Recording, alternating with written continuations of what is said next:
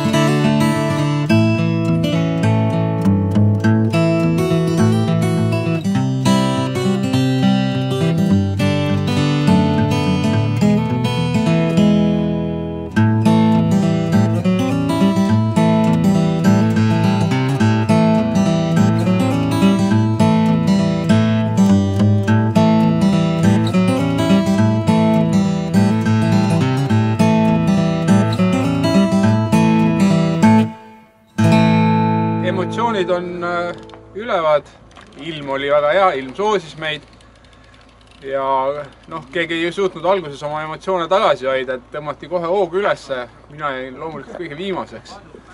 Aga tegelikult rada oli väga mõnus, oli vaja pingutada, sai mõne koha peal ka jalga sirgu lasta, selliseid jooksukaid raja peal oli kahes kohas panin jala maha.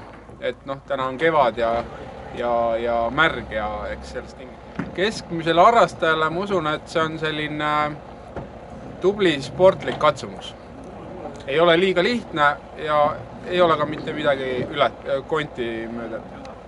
Arvatavasti, kui mitte enne, siis toimub see lahendus Keavemägedes, kus läheb siis rada üles alla ja singlite peale. Et ma usun, et seal pannakse võistluste kulminatsioon paika. Kes tuleb Keavametsast esimesena välja, see on ka arvatavasti finiši seis. Ega ma arvan, et tuleb olla positiivselt meelestatud, nii nagu iga rattamaratoni puhul, et tegemist on ikkagi Eestimaaga ja ega siin midagi väga keerulist ja rasket ei ole. 1, 8, 500!